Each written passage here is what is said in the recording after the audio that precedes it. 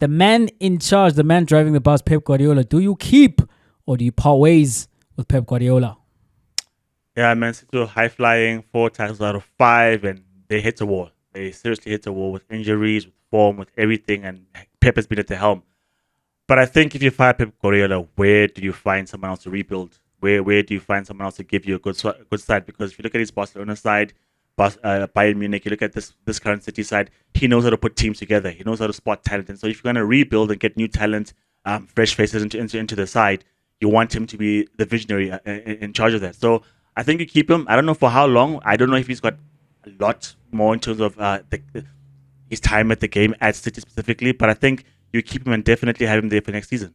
There's no way Ruben Amorim is going to be coaching in Manchester next season, and then I would sit here and say, well, you part ways with Pep Guardiola. And even if Pep Guardiola is having the kind of season Manchester United or even the Spurs under Ange, because it's the first time we see this level of struggle, you keep the GOAT. I think if the person who's best suited to solve any problem in football is Pep Guardiola.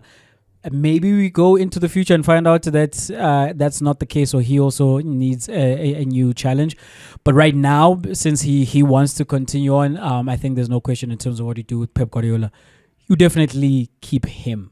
Deputy, this is like a low, even for Pep Guardiola. I mean, not even just for Pep Guardiola. For any good manager to have lost the number of games that they did, to be out of contention as early as they have, and to always, you have to spend like upwards of 300 million every time Pep needs a good side.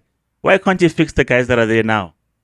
Who must he Pep fix? Guardiola. Jack, who must he fix? The Akanjis, He must fix guys the who are old and who are injury prone. He can't do anything about that. I'm not here saying that Pep has not benefited from being in some beneficial spaces. He absolutely has.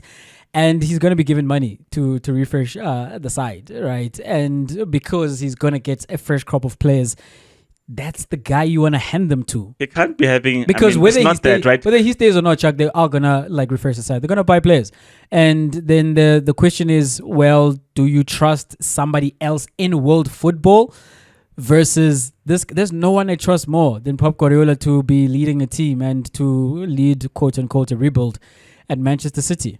So not because, I mean, as much as you put up a comparison with Ruben Amorim, there was a time when they were really on Ruben Amorim form, and you're like, these guys cannot buy a win or even a draw to save their lives.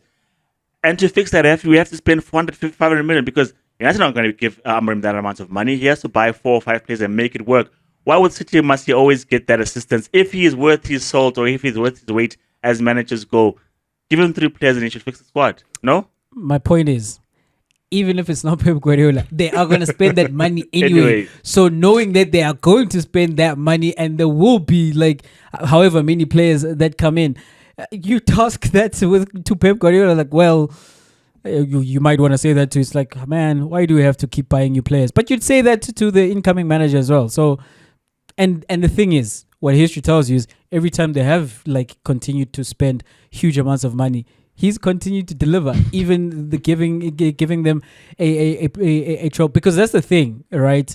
That the argument you want to make is, or the argument you make against Pep is that, well, he has all the resources in the world and they buy him all his players, but you can't then continue that argument and say and look what he does with them. He fails with them. He doesn't have that, and it's true of all the other managers as well. They get players. They get players signed for them. Like Arsenal have spent a lot of money. They've got £100 million player in their midst. Manchester United, over the period of the different managers, they've spent a lot of money. Chelsea have spent a lot of money, and so if that is almost somewhat equal, then it's the guy who's able to produce with the investments that he has been given who stands out as a shining light. Because it's not as if it's Pep Guardiola spending all this money and everybody else is just living hand to mouth and just playing academy players the entirety of the season. So you sign the players, you assign them to Pep. And it looks like in the behind the scenes, City are winning legal cases against the Premier League. So be prepared to see the cash being spent next season. Oh yes.